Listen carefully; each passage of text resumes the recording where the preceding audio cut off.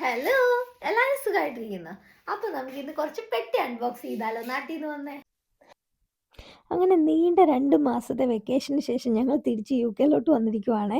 അപ്പോൾ ആദ്യത്തെ പെട്ടി തന്നെ എൻ്റെ ഹാൻഡ് ക്യാരി ആയിരുന്നു കേട്ടോ. അപ്പോൾ അതിനകത്ത് അധികം വെയിറ്റുള്ള സാധനങ്ങളൊന്നുമല്ല. എല്ലാം എൻ്റെ പുതിയ ഡ്രസ്സുകളായിരുന്നേ. ഞാന് എൻ്റെ പുതിയ ഡ്രസ്സുകളെല്ലാം വാങ്ങിച്ചേക്കുന്നത് സ്റ്റുഡിയോയിൽ നിന്നാ. ഇവിടെ സമ്മർ ആയതുകൊണ്ട് ഒരുപാട് ഡ്രസ്സ് ഞാൻ വാങ്ങിച്ചുകൊണ്ട് വന്നു കേട്ടോ. പിന്നെ കൊച്ചിൻ്റെ കുറേ കുപ്പികള്, അവൻ്റെ ഫ്ലാസ്ക് അങ്ങനത്തെ സാധനങ്ങളൊക്കെയാ. ഒത്തിരി വെയിറ്റ് പറ്റത്തില്ലല്ലോ. സോ വെയിറ്റ് ഇല്ലാത്ത കുറേ ഡ്രസ്സുകൾ മാത്രമേ ഈ പെട്ടിക്കകത്തുണ്ടായിരുന്നുള്ളേ. അതുപോലെ തന്നെ എൻ്റെ അടുത്ത പെട്ടി വന്നിട്ട് അതും ഒരു ഹാൻഡ് ക്യാരി തന്നെയാണ് കേട്ടോ. അപ്പോൾ ഞങ്ങൾക്ക് 2 ഹാൻഡ് ക്യാരി ഉണ്ടായിരുന്നു. എൻ്റെ ഹാൻഡ് ക്യാരി, കൊച്ചിൻ്റെ ഹാൻഡ് ക്യാരി. ഇതിനകത്ത് കൊച്ചിൻ്റെ ഡ്രസ്സുകളും അവൻ്റെ ഫയല് കാര്യങ്ങളും മാത്രമുള്ളേ. ഇവന് ഞാൻ അങ്ങനെ അധികം ഡ്രസ്സുകളൊന്നും നാട്ടിൽ ചെന്നിട്ട് വാങ്ങിയില്ലായിരുന്നേ. കാരണം ഞാൻ ഇവിടുന്ന് കുറേ ഡ്രസ്സൊക്കെ കൊണ്ടുപോയായിരുന്നു. വെറുതെ അവിടുന്ന് വാങ്ങിച്ചിട്ട് അതൊന്നും ഉപയോഗിക്കാൻ പറ്റത്തില്ലല്ലോ, ഇങ്ങോട്ട് കൊണ്ടുവരാൻ പറ്റത്തില്ല. അതുകൊണ്ട് ഞാൻ അവിടുന്ന് അധികം ഡ്രസ്സൊന്നും വാങ്ങിയില്ലായിരുന്നു. പിന്നെ ഇവന് മാമോദീസ സമയത്ത് ഒത്തിരി ഡ്രസ്സൊക്കെ ഗിഫ്റ്റായിട്ട് കിട്ടിയായിരുന്നേ. അതൊക്കെ യൂസ് ചെയ്തു. അങ്ങനെ ഇവൻ്റേനകത്ത് കുറച്ച് ടിന്നുകള്, അവൻ്റെ ഡ്രസ്സ്, അവൻ്റെ റെഡ് ബുക്ക്, ഫയല്, പിന്നെ എൻ്റെ മൈക്ക്, പിന്നെ അവന് ഞങ്ങള് സോളിഡ്സ് സ്റ്റാർട്ട് ചെയ്തേ. അപ്പം ഞാൻ റാഗി കൊണ്ടുവന്നിട്ടുണ്ടായിരുന്നു നാട്ടിൽ നിന്ന് പൊടിച്ചിട്ട്. അതും പിന്നെ എൻ്റെ തലവേദനയ്ക്ക് തേക്കുന്ന മരുന്ന്, അങ്ങനത്തെ കാര്യങ്ങൾ മാത്രമേ ഉള്ളായിരുന്നു ഈ പെട്ടിക്കകത്തെ. പിന്നെ എൻ്റെ മേക്കപ്പ് ഉണ്ടായിരുന്നു കേട്ടോ. എൻ്റെ മേക്കപ്പ് സാധനങ്ങൾ ഞാൻ നോക്കുവാ അതൊക്കെ പൊട്ടിയിട്ടുണ്ടോന്ന്. പക്ഷെ ഒന്നും പൊട്ടിയിട്ടില്ല. എല്ലാം സേഫായിരുന്നു കേട്ടോ.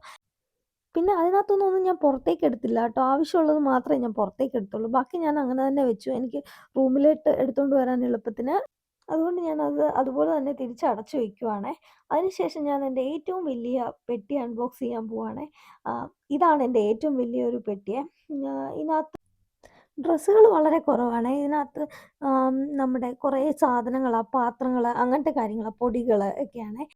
ഞാൻ ഒരുപാട് പാത്രങ്ങളും സാധനങ്ങളൊക്കെ വാങ്ങിച്ചായിരുന്നു. കുറേയൊക്കെ ഞാൻ തിരിച്ചു വെച്ചിട്ട് പോന്നു. കാരണം ലഗേജ് കൂടുതലായതുകൊണ്ട് കൊച്ചിന് വേണ്ടിയിട്ടുള്ള കുക്കറ് അങ്ങനത്തെ സാധനങ്ങളൊക്കെ ഞാൻ തിരിച്ചു വെച്ചു. ഇനിയും നാട്ടിൽ നിന്ന് ഒരുപാട് സാധനങ്ങൾ വരാനുണ്ട്. അപ്പം അത് ഒന്നെങ്കിൽ എങ്ങനെയെങ്കിലും ഇവിടെ എത്തിക്കണം. മമ്മിയൊക്കെ വരുമ്പത്തേനും കൊണ്ടുവരാൻ ഞാൻ വിചാരിക്കുവാണ്. അല്ലെങ്കിൽ പാഴ്സൽ എന്തെങ്കിലും അയക്കണം. നോക്കണം, എന്തെങ്കിലും ചെയ്യണം. അതുപോലെ ഞാൻ അവനൊരു നെബുലൈസേഷൻ മെഷീൻ നാട്ടിൽ നിന്ന് വാങ്ങിയിട്ടുണ്ടായിരുന്നേ. ഇനിയിപ്പോൾ എന്തെങ്കിലും തണുപ്പൊക്കെയല്ലേ അപ്പം ആവശ്യം വന്നാലോ എന്ന് വിചാരിച്ച്. പിന്നെ ഞാൻ അവനൊരു വീനിങ് സെറ്റ് ഞാൻ ഓർഡർ ചെയ്തായിരുന്നു. അവന് സോളിഡ്സ് സ്റ്റാർട്ട് ചെയ്തതുകൊണ്ട്.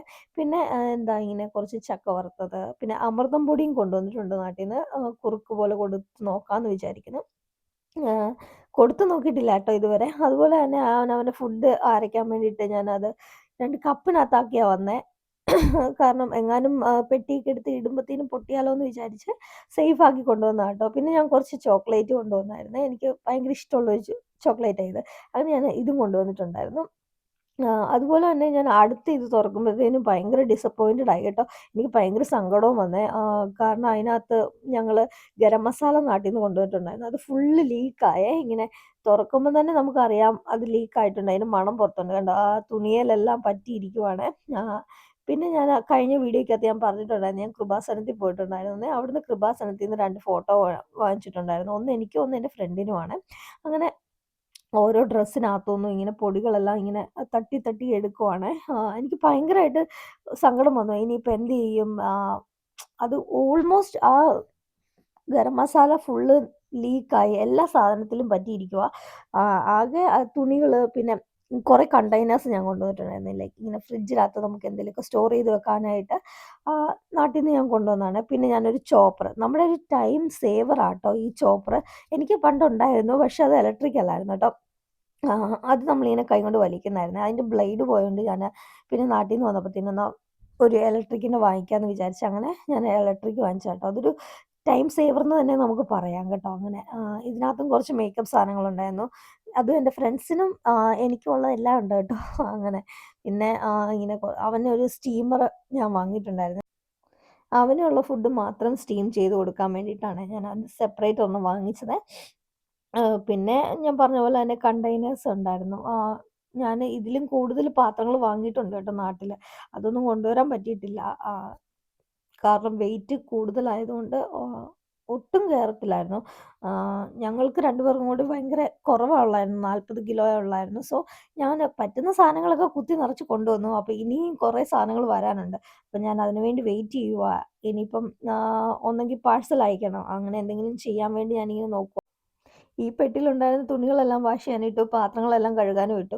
അങ്ങനെ ഒരു വലിയ പണി തന്നെ ഉണ്ടായിരുന്നു കേട്ടോ. അങ്ങനെ എൻ്റെ പെട്ടി അൺബോക്സിങ് അത്രേ ഉള്ളൂ. അപ്പോൾ thank you for watching. By.